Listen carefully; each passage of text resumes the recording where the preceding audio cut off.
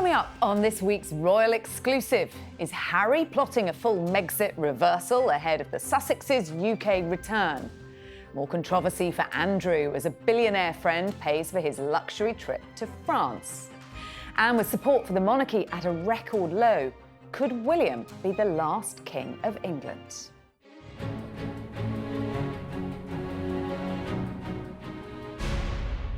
Welcome to this week's show, where Prince Harry is preparing to bring Archie and Lilibet back to the UK for the first time in years, with reports King Charles could even host them at Buckingham Palace. But will this long-awaited family reunion heal royal divisions or deepen them? Meanwhile, Andrew secretly slipped away on a luxury French break paid for by a billionaire friend, raising fresh who's funding his lifestyle questions and whether he's still a ticking time bomb for the monarchy. Plus, support for the royal family has slumped to its lowest level in decades. Is this the Andrew effect, the Harry and Meghan fallout, or a warning sign that the monarchy is out of touch? I'm Sarah Hewson, and joining me to unpack it all this week are Newsweek Royal correspondent Jack Royston and Talk TV host Samara Gill. Hello to both of you. Let's kick off then this morning, shall we, with the return of Harry and Meghan, just a matter of weeks away. Jack, what do we know so far about this visit and the kind of welcome they're going to get? This is going to be a big moment for them. Obviously, it's the first time they've actually brought Archie and Lily with them to Britain since 2022. So Lily was 1 years old at the time, and Archie, only I think about 3. So it will be it's probably going to be their first proper memory that they'll be able to take with them into the rest of their lives of meeting the king. You have these 2 little kids who basically don't really have an experience or a memory that they can hold on to of meeting their kind of incredibly famous, significant, powerful grandfather. So it's going to be a massive moment for them. But also for Harry and Meghan, they're going to be staying potentially in a royal residence. We haven't had confirmation that they've accepted the offer, but they have been offered an apartment, possibly at Buckingham Palace, we don't know. And that is a very interesting way for them to present themselves, because if they are literally staying on the inside, then they're not outsiders. And, they are viewed still as being in exile. So it's very interesting to think how this is going to feel for William and Kate. They've had a real rough ride with Harry and Meghan over the years. William very clearly doesn't want Harry to come back. Harry's now making all of these overtures to Britain. He wrote his love letter to Britain back in November around Remembrance, at which he said, he loves the banter of the mess hall and the stands and all of this kind of thing. He's very clearly trying to rebuild his relationship with Britain, and now he's staying in a royal residence. And you've got to imagine that William and Kate are going to find that very, very difficult. Yeah, Samara, it's not the first time he's been offered accommodation in a royal residence, is it? He's returned previously and was offered accommodation at Buckingham Palace, but rejected it on security grounds, because apparently it was too visible. Yeah, which is really interesting. He stayed at the hotel down the road, as I remember, and that was also very much him separating himself from the family and saying, no, I'm on my own now and I can do this without you and your help. But the timings of this are very interesting. It's not exactly like Harry and Meghan's sort of brand is on the up and up. I think that I really didn't expect this reunion to happen so soon. I am still in shock that Meghan's going to step foot in this country. It's something I didn't foresee happening. The reason they're coming back is because it's the 1 year to the Invictus Games, Jack, which is taking place in Birmingham next year. So they're going to be attending this event in Birmingham. They do this for each Invictus Games, don't they? And we do usually see Meghan on board for these events to support Harry in what is, his greatest project. And so I suppose we shouldn't be surprised that she's taking part in this event. It's just the significance of it being in the UK. Yes, and they are staying a little bit longer, I think, than they usually spend. Often, because usually it will be 1 day of events. So in Düsseldorf in Germany, that was how it played out. It was 1 day of events and then off. And this time they're spending a substantially longer time than that. Obviously, a lot of Harry's time is going to be spent in Birmingham. It's unlikely he's going to have a meeting with the king there. So we presume that any meeting with the royals will take place in London. And if they're staying at Buckingham Palace, then we won't even get kind of, car shots of them arriving. We won't be literally looking at the watch as he drives in and as he drives out and calculating just how long or short that meeting was. Well, that's what we would usually do. But Yeah. if Harry's staying at Buckingham Palace, then Charles could simply be at Buckingham Palace over the course of the day. We won't necessarily know unless we are told that there's been a meeting between So it them. makes sense, doesn't it, in terms, Samara, of being able to further that sort of reconciliation, which has already begun behind closed doors. And one of the big stumbling blocks towards this has been it getting out in public and the fear of the details being reported and leaked everywhere. If it takes place within palace walls, there's a degree of safety, greater safety in that, isn't there? Absolutely, but I think it doesn't take into account that some of the leaks can come from within Harry and Meghan's camp, and also, of course, from within the palace camp as well. So I think it is very interesting that they might stay at Buckingham Palace. I think that's all optical for them. I think they want to be seen, at least from the American side, that they're going there, they're being welcomed back into the royal family, they're able to then cachet off that brand and bring it back to the States and continue what they're doing with this 1 foot in, 1 foot out royal life that, may I remind you, the Queen did not want to happen. It was one of her last things that she said. She didn't want them to be coming to Britain for a couple of days, then scooting back off to Montecito. So it's very interesting that the King, and I think it is because of the grandchildren, has said, okay, this is fine. And I think he does really want to meet them. And we know that there are rumours that that's a condition of the visit and the stay. So yeah, we don't know that Harry and Meghan might not be getting more content or more fodder for their next special. There are even rumours that the Diana documentary might play some part in this, the one that they might option off to Netflix. What about the security aspects of this? Because that's still ongoing, Jack. And Harry's previously said, well, I can't bring my wife and children. I'm desperate to bring my children back. I want them to know more about my home country. Of course, Charles has only met Lilibet on one occasion. Yeah, exactly. Around her first birthday, the Queen's Platinum Jubilee. Yeah, they've barely stepped foot in Britain. I mean, Archie was born here, but obviously he was a baby, so he's not going to remember that. But what they get with a royal residence is they get a level of umbrella security baked in. So if, let's say, for example, that it is Buckingham Palace, it might not be, but if it is, Buckingham Palace has very, very solid, not just police protection, but also soldier, actual, army soldiers protecting it. So nothing's going to happen to them when they're staying at Buckingham Palace. It's an incredibly safe place for them to be. Now, if you look back to the Platinum Jubilee, which was the last time they brought the kids over to Britain, and they were staying at Frogmore Cottage, they had an offer of police protection to cover their attendance at royal events for which they had an invitation and nothing else. And so what Harry and Meghan then did is they just didn't do anything else, aside from going to a couple of Platinum Jubilee events. They had Lilibet's first birthday party, didn't they, in the grounds? In Frogmore, yeah. So they had Lily's birthday in Frogmore, and they just didn't leave the house apart from that. So that might be the blueprint, that basically they don't take the kids out of whatever royal residence they're put in, and therefore they effectively do have police protection because of the nature of the building that they're in. What do you make of the suggestion by some that this is part of the emotional blackmail by Harry around his security battle? Well, I think probably there has been a little bit of that over the years. I don't know that this is the high point of it. I think probably the high watermark of Harry's kind of emotional blackmail was perhaps May 2025, not that long ago, when Harry finally lost his court cases and came out saying that all he needed was for the king to get out of the way and stop blocking the experts from doing their job, which I thought was very unfair of him.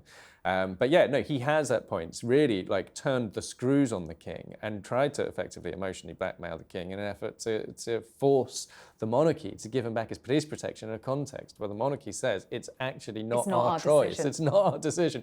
We must leave it to the Home Office and the police to decide. And actually, if you go through the filings, the documents from those court cases that Harry filed, it's very easy to see where the police are coming from. Harry chose to stay. He had that police protection because of a particular role he had as a working royal. He stepped down from that role and he then left Britain to go and live in another country. So obviously they had to stop, take a breath and think about what that would mean. So the civil servants and police went off and looked at the whole thing and said, well, Harry is at risk. They never said that he wasn't at risk. He's the king's son. He can't change that. Son. He has no choice. He has no choice over it. There was no dispute over whether Harry was at risk. He was, but they said, well, he's not doing the job of being a working royal family member anymore. So he doesn't get police protection because of his role. And police protection is offered to people who live in Britain. And he's now moved out physically of the cohort of people who receive it. And so that prompted them to look at what they might do instead. And they created a bespoke system where he does sometimes get police protection depending on what he's doing. Case by case. Case by case. Like, it's not unreasonable. It's not an unreasonable position for the government to have taken. And for Harry to try and blame it all on his father is deeply personally emotional, and it is emotional blackmail. And that's been one of the problems in terms of reconciliation, hasn't it? The other one is with his brother. We can talk about the kind of wider public reaction they might get when they come back. But what about with William and Catherine? What does Harry and Meghan's return say for them? How do they feel about it, do we think? And what does it mean in terms of those family relations? I think that William and Catherine are furious about this, and I think that it's almost like Harry and Meghan are coming back after all the terrible things have happened in the last 5 years or so, and they're just coming back for the good part, you know, where William has had to hold so much on his back, the cancer diagnosis of his father, then his wife, you know, the death of the Queen, that all these things have happened. And, you know, the royal family was skeletal at one point. They really didn't even have enough working members to send around to different events and different things like that. And the brand was... a gaping hole where Harry and Meghan should have been. Yes, totally. And the brand was suffering massively. And then, of course, on top of that, you had all the Andrew stuff, which completely, again, was like another massive bullet to the royal family and their reputation. And it seems like Harry and Meghan are just coming back after all that's washed away. And I think that's going to be a major problem, not to mention all the different crosstalk and cross-advising that's been happening. I just think that Harry and Meghan are being very opportunistic. They're using the final years of the king being alive in order to get their foot back in the door, and because they know that after that, it's not going to happen. If William is king, they're not coming back. Can we not see that, though, as, you know, the king is ill and this is a son who thinks, actually, you know, I do want to spend time with my father and I desperately want my children to know him. I think Harry's had a reckoning. It is all of those things, but there's another dimension to it, which, you know, you mentioned the disintegration of the Sussexes in America, and I think Harry has actually, there are some signs that he has realised that he was wrong about some stuff, you know, including him talking about the way he sees the media. There's been, you know, he went on at the Deal Book New York Times summit and said that actually, you know, he tries not to read the media anymore, which is the advice that his father gave him. Charles told him, just don't read it, darling boy. And I think he realised... And certainly don't read all the comments. And certainly don't read all the comments, which exactly. we know that is what they were doing. And so they've been humbled in America. Charles has now become ill, and the Queen's passed away. You know, Harry has been forced to consider the mortality of members of his family. He'd already lost Philip. And now he's staring down the barrel of having very little in America. He's completely lost interest in his American life. He's not said anything positive about America since about February 2024, ever since Trump got re-elected. He has zero interest in the country he's moved to, more interested in Canada and Australia than he is in America, but particularly which more interested in Britain. Which could, of course, have been places that they could have carved out a life and They could easily for have moved to either country. Obviously, Australia loves Harry and Meghan, don't they? Yes. No, but I do think the success of that trip was, in some ways, you know, it was successful in some ways. So I think that did pave the way for them saying, okay, Britain might be okay to come back to. Absolutely. And, so, yeah. and I do think that, you know, I don't think this is Harry and Meghan wanting to kind of come back and just do this one little thing and get a PR boost. I think Harry might want to move back here in a more permanent way. Well, he just... I mean, I can't see... It's a nice life they've got, though, in California, isn't it? We've seen him surfing and... Why wind down your charity? You know, they've wound down Archwell, so it was running its own programmes, and they're not doing that anymore. Did Archwell not wind down itself? Well, you know I do think when you look at Archwell, the crumbling of the Spotify deal, the Netflix deal coming to a close, as you say, so the Jam company not doing very well at all, and the other podcast, Confessions of a Female Founder, you know, Meghan's businesses are. This is why I find this timing all very suspicious. But suspicious is one way to kind of put. But you're a right spin about on the it. reckoning. Like it's one person suspicious is another person's them finally accepting reality. I don't think there's necessarily subterfuge there. I just think that they've been forced to confront the fact that what they thought was going to happen when they moved to America has not happened. And in Meghan's case, she's still got Doria. You know, she grew up in America; it's her country. But I think Harry's now thinking, wait a minute, this is not what I was sold. You know, and it has substantially fallen apart. But also, Harry has had cachet with the public his entire life. He's been one of the most famous people in Britain his entire life, and now America doesn't care about him. And I think this is his first experience of that.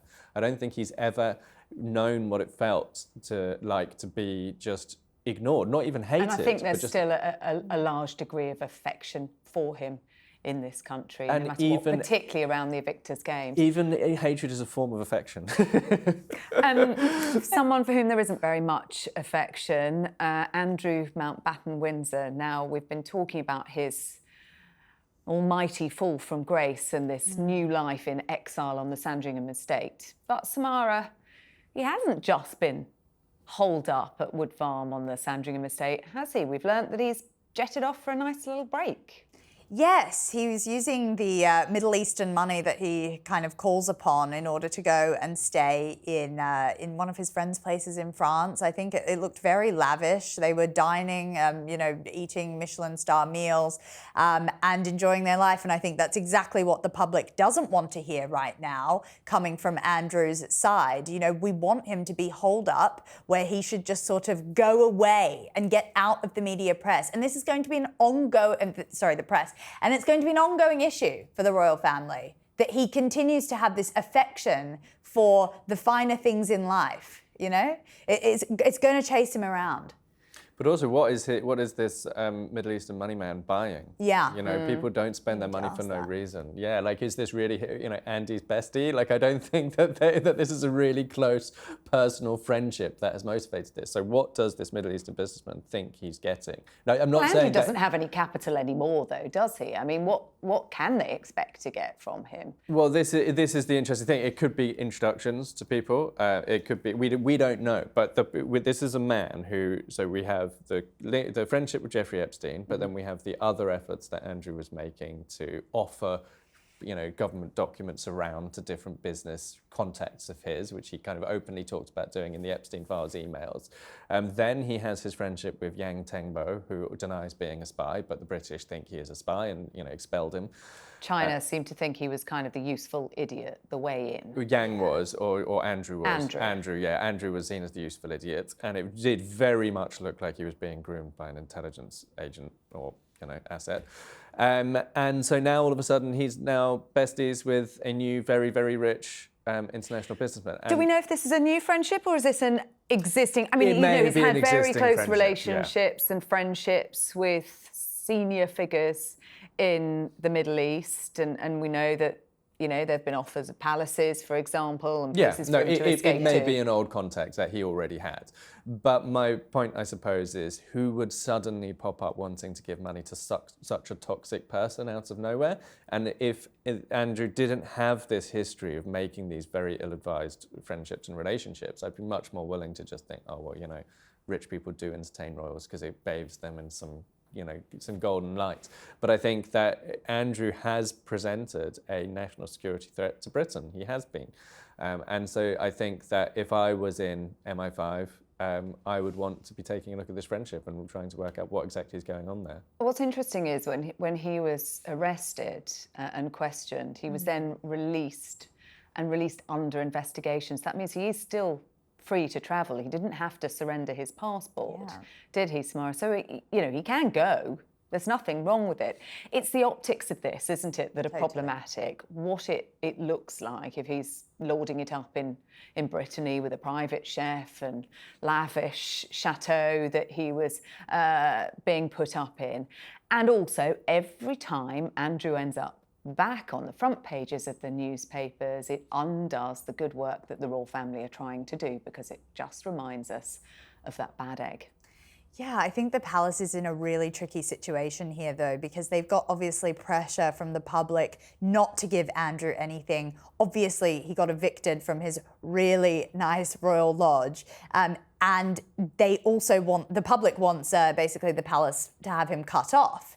But then that poses the question, where's he going to get any money from to form any lifestyle? And then you're right, he's kind of open game for anyone who wants to sort of get a friendship with him in exchange for some money or anything like that. So I think they're almost creating their own problem here, but they've got a very tricky thing to balance because they're not going to support him. But if they don't, he's going to run off to his friends in the Middle East and try and get support from there. Now, the timing of this visit is intriguing as well, because we had this photograph, didn't we, of Andrew with this very bruised face, this big black eye. And it appears that was just 72 hours after he returned from his trip to France. Could something have happened? It's a hypothetical possibility. I mean, our information is that, nothing to see here. It's all just a kind of a non-serious medical issue, basically, which... It wasn't an altercation. No altercation, no kind of violent incident, but also, no accident, which it does rather narrow down the possible explanations. Yes, because he was riding in France, we understand, not allowed to ride in public anymore on the King's orders, unless he goes out the country. Yeah, and I could well have, were it not for the information that is coming to us, I could well have believed that he might have fallen off a horse or something like that. But we are basically being steered away from that conclusion as being the predominant reason for that bruise. But I think what has got everybody talking about it is the position of it. The fact that it's on his face, on his kind of cheek and side of his face, in the place where you might get a knock. It doesn't look like the product of any kind of, him being attacked by somebody, but it is a very, very big bruise. I'm somebody who does martial arts as a hobby, and you don't get that kind of thing from getting a clap around the cheekbone. But yeah, I mean, the guidance we have is that it was a medical issue. We talked about Harry's security and his fears, but Uncle Andrew feels that he is the one member of the royal family that's most at risk. I mean, I think he's probably got a point, hasn't he? There are an awful lot of people who may not wish him well. Yeah, of course. And, some of the deaths around different characters associated with Epstein are quite dubious. Make of that what you will. I won't put my full tinfoil hat on here. But, Virginia Giuffre and even Jeffrey Epstein's death in general, people have questions. The internet, wants to think, and lots of other figures associated with him. The issue is, and I wouldn't be so cynical, if Andrew had not totally used and abused his power and neglected the security that was around him when he was special trade envoy, or when he was doing many things like allegedly bringing many women into Windsor Palace and other palaces across the country, people from Eastern Europe, people who could be compromised, using special code names, Mrs. Windsor, etc. I think it's very funny of him to come back and now say, I'm worried about my security, when he didn't give a damn all those years ago and really treated security like they were his handlers and his servants and personal assistants. So I don't have any sympathy for him and his security at this point. I think that if he was an ordinary person, because the whole point, he's supposed to be being treated like an ordinary person now and not given privileged special treatment for being a royal. If anything, the only reason the police would be helping him out would be to fill his room full of, electronic listening devices. He's under investigation by the police. They can't be protecting him. But at Wood Farm, he is quite exposed, isn't he? He did have the offer at one stage of moving into Harry and Meghan's old residence, which he could Frogmore simply have said, Cottage, which was within the Ring of Steel on the Windsor estate. All he had to do was say yes. Frogmore, Wood Farm rather, is quite exposed. So I'm sure that he could still go to Frogmore Cottage. I doubt that. I don't think that offer will be open to him now. And of course, they're now dividing it up too. Andrew has denied all of the allegations around him, but nonetheless, because of that friendship with Jeffrey Epstein. But also because he's under police investigation. He's being investigated by the police for a really serious offence. And you cannot just say, well, okay, we're just going to give you back what is clearly a benefit. Many people are hated. Did Rolf Harris get police protection? Did all of those guys who were arrested under U-Tree get police protection. None of them did. You know, they were despised. There were lots of people who probably would have wanted to do harm They to weren't them. members of the royal family, So? though, would be his argument. Yeah, but it And, doesn't you know, matter. He's created the Yeah. situation for himself, and the whole point of stripping of him of his titles is supposed to be to establish the principle that you don't get special treatment purely for being royal if you are suspected of wrongdoing. You get police protection that comes with the role of being a working royal, and the reason Andrew is not a working royal is because he was forced out for behaving in a way that was completely morally indefensible. And you don't have to necessarily have proven Virginia's allegations to think that. You know, we have him going on Emily Made This in 2019 on the BBC, said nothing to express sympathy on that during that recording for the victims of Jeffrey Epstein, and told us a pack of lies about why he went to see Epstein in 2010 after Epstein had already been convicted. And we now know much more about the truth even than we knew in 2019. But the seriousness of that crisis was big enough then that he was forced to give up his job as a working royal, and that loses you your kind of right to police protection. And interestingly, we've just had Father's Day, and Princess Eugenie put out a big post about her husband, Jack, and what a fantastic father he was. Very notably absent was her own father from that post. So, you know, not only has he lost status, but the whole family, that very, very tight-knit York family, has crumbled. Yeah, absolutely, it has. But also, if I was Beatrice and Eugenie, I mean, why did Sarah Ferguson take them out to have lunch with Jeffrey Epstein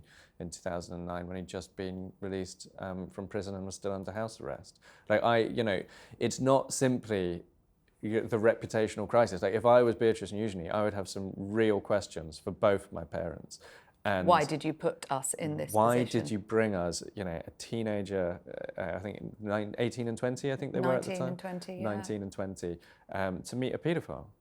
Like, it defies belief. Like, it's actually, it's so galling. And actually, from the Epstein files, we've learned that the princesses were being used to give tours at Sarah Buckingham Palace Ferguson- because of their titles. And Sarah Ferguson talking in grotesque terms about Eugenie's weekends. Yeah. But I also think they were untouchable in some way because they were privileged. And to quote Ghislaine Maxwell about the other girls that were allegedly abused, oh, these girls, they're nothing, referring to poor working class women who were, trafficked through that system. So I also think in some ways, yes, they've been dragged down by it, and I do feel very bad for them, but also I think that they were able to live they kind of, it wasn't up to them, but they were able to live the lifestyle that they were able to live because of Epstein and his contributions.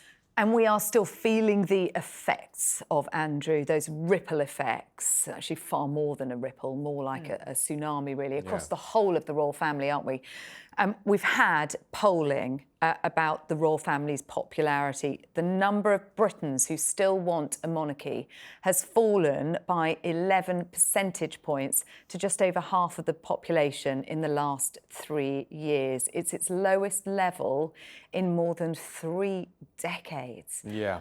What has caused that? Is this the Andrew effect? I think that's part of it. So this is Ipsos polling. What's really interesting about this is we've had this kind of war of the pollsters where the National Social Attitude Survey has been charting this trend for some time now, and there's been signs in YouGov polling previously of young people turning against the royals. But actually YouGov polling, even as recently as April, paints a slightly happier picture for the monarchy. So we can't definitively know which pollster is right, but Ipsos is now leaning more towards the Social Attitude Survey, and YouGov feels slightly more isolated, presenting this more optimistic picture. But I think it's a long-term trend. Actually, if you want to go back to the period where the royals were absolutely rock solid, you have to go back to the 1980s.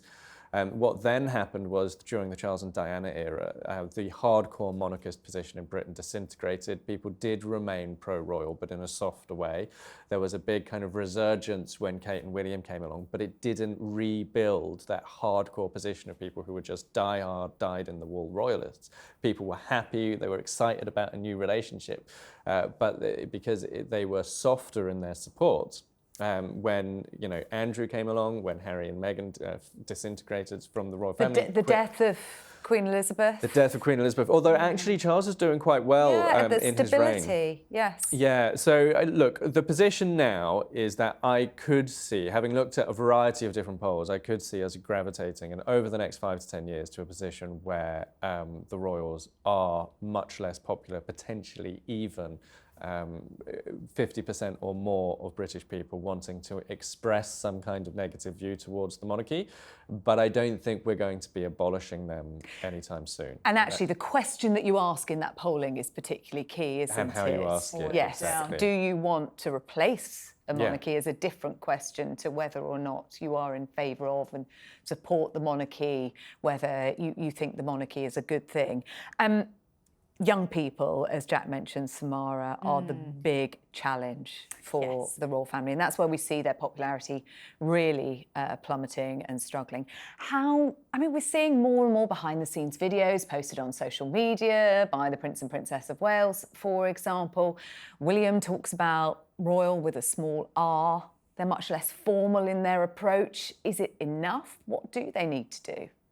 Yeah, it's a really good question, Sarah. I mean, I was looking at different polls as well surrounding this one, and I think it's also that Gen Z has lost a lot of faith in institutions in general. Yeah. So you need to look at that point as well. They're really rejecting things like government alongside the royal family, and it all trickles down and comes into one. So I think they don't trust. I mean, obviously the Epstein files, that's all had a massive effect. But I think as well that there is a general rejection of the royal family. I think that the royal family kind of used to be entitled to a lot of loyalty. I think now they have to earn it, and that's the difference. And you're right. I think William and Catherine are doing a fantastic job on social media, but they are still very millennial-esque in terms of how they post, and it's all very formal. And I know that they have to do it like that. It wouldn't be particularly authentic, would it, if they tried something else?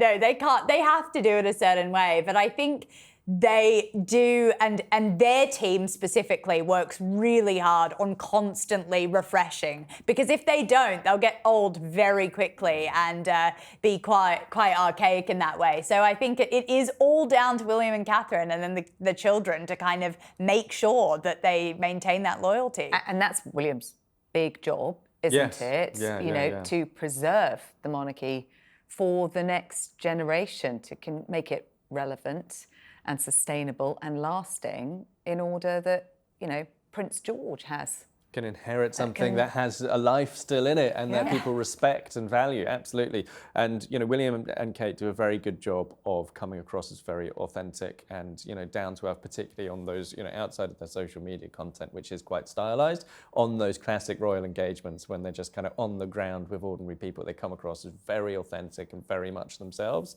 It's an interesting choice in that respect to send George to Eton. I was just going to say, yes. Because it pushes in the other direction. Even the pictures are going to be him in his kind of bow tie and his waistcoat, and he's not going to look like any other school kid. Now, some would say obviously it would take quite a lot for them to send their kids to a comprehensive school, to a state school. It's probably never going to happen realistically, but other private schools are less kind of instantaneously visibly different.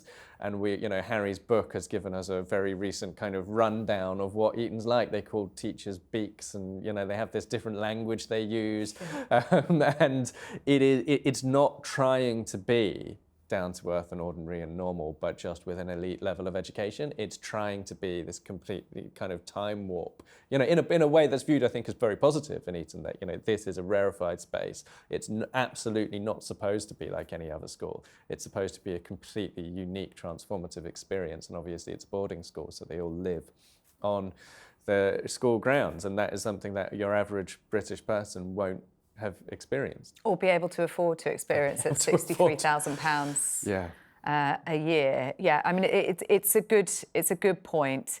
In terms of that relevance, trying to change the monarchy, trying to respond to public demands. We've had the news this week at Samara that the King is to publish his tax return for the first time as monarch.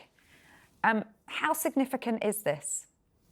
I think it's really significant, and it's a really good step into the future of transparency with the royal family. I think we're coming off a period where we're like, wow, what did they hide from us for so long? Too many different things were sort of stuffed in the back room and weren't shown to the public. So I think it is interesting, and I think it's a good thing. I think people might be surprised by the tax return.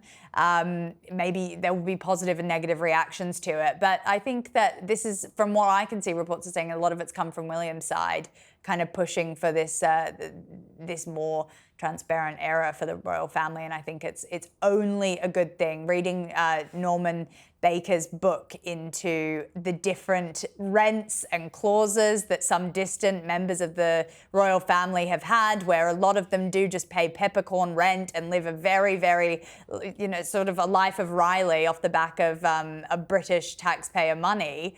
We want to know what's actually going on with the royal finances. So I say it's a good thing. And I don't want to bring it back to Andrew yet again, but a lot of this has resurfaced because of the Andrew revelations about Royal Lodge, the fact he was able to sublet properties at Royal Lodge, the fact that his daughters were being paid for by the King, and all of the questions around Andrew, his finances and his living arrangements have, really put the spotlight on everyone else in the royal family. So Buckingham Palace telling us that this was the King's personal express wish that his tax return should be out there. And he did do, well, he didn't quite, we have to find out what they actually put out. I was going to say, how much are we going to learn from it? How much detail are we going to get? Exactly, because he did do some of this kind of stuff back when he was in charge of the Duchy of Cornwall. He brought that in where he kind of made it public how much tax as a percentage he was paying.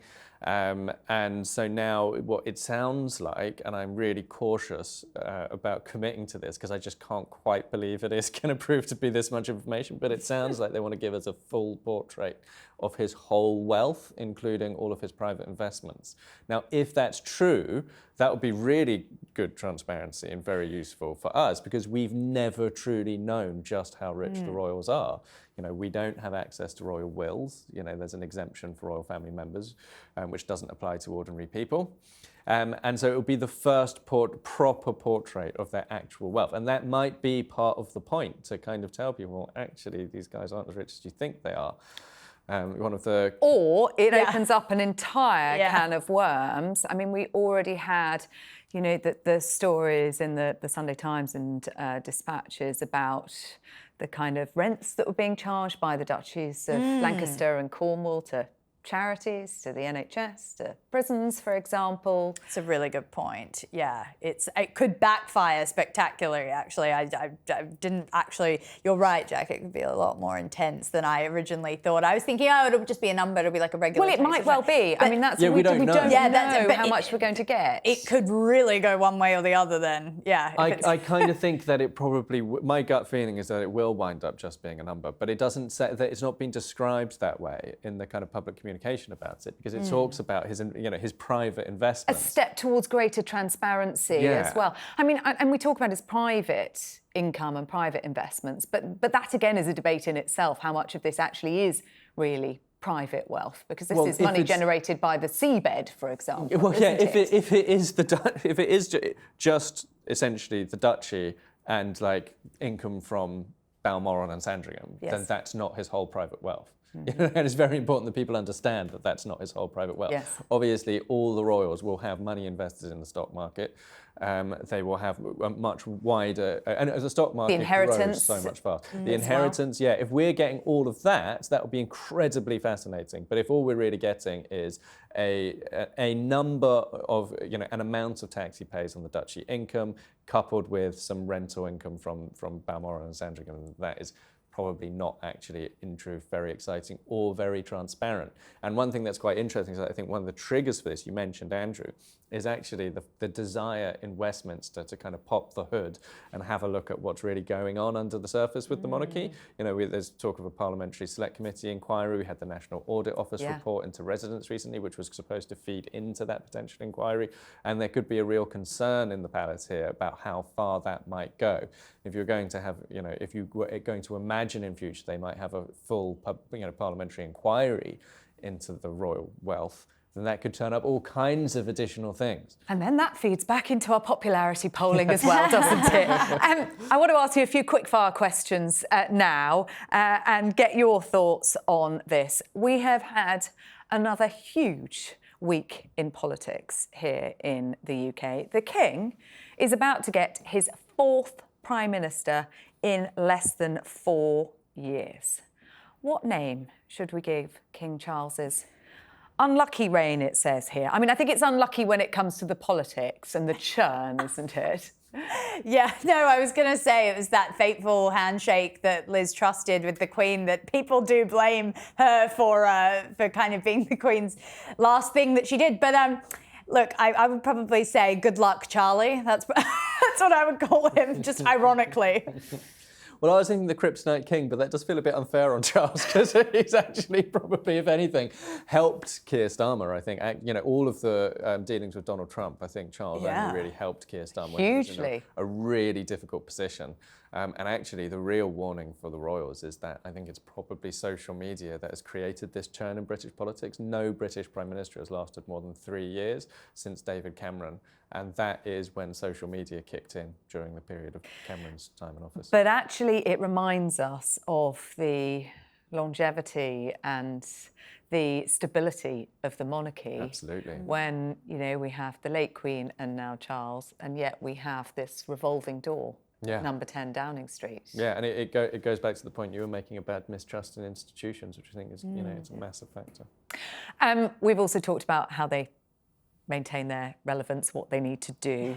How do they appeal more to Gen Z, according to polling, which is showing that's where they're struggling.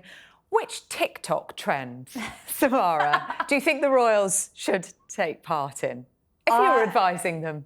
Yes, if I was advising them, I would say something like an outfit of the day check. We talk about transparency and all that. Yeah, not transparent outfits. Yeah, exactly. Well, no, let's hope not. That would really get Gen Z going. But it's like my crown is from my mother. You know, my bag is from my stylist, and different things like that. I'm still sad that Catherine doesn't publish now where she gets her clothes from, because I was just used to love having a look. So yeah, outfit of the day. I'd love that. I love that. Yeah, that's a brilliant one. I was going to say, well, they sometimes do like the American tries British food thing. Yeah. And so I think that Meghan, she's in Britain anyway, she should, or she's going to be, she should bring some jam with her. I think her and the King could sit down, they could do a jam swap, but he could bring some from Highgrove. That'd go viral. And they could try each other's jam and maybe rate it. What British food would you get us to try? Fish and chips? Fish and chips, yeah, roast beef. Full English breakfast. Yeah, Harry cooks a mean roast though, apparently. Yeah. Doesn't he? Yeah. So. Although wasn't it her? Oh no, it's her who cooks the roast chicken. Yeah. He cooks the bacon? Does he cook the bacon? Something like that, yeah. What about, you know, what's in my bag? Would have been great for the late Queen. Yes, absolutely. We know she had a marmalade sandwich in her bag. Well, I think that was her what's in my bag. That was it, she did it. And finally, Prince William rode on an Earthshot electric bus this week. What should they name the bus in honour of him? I guess this has got Boaty McBoatface vibes all over it, hasn't it? Yeah, no, I thought of this one earlier. I was like, the Wills on the bus. Oh, it's got to be that. It's gotta I be love that. That's brilliant. Yeah. I'm going to go Big Will's Wild Ride. I'm sorry, I wondered where you were going. Come Wills. again. I said Wills. Big Will's Wild Ride. Yeah. Excellent. On that note, that is all we have time for on this week's Royal Exclusive. A big thanks to my guests, Jack and Samara, and thanks to you for watching. And as always, remember to comment as well as subscribe to us here on our Royal Exclusive YouTube channel for all the latest royal news. We'll see you next week.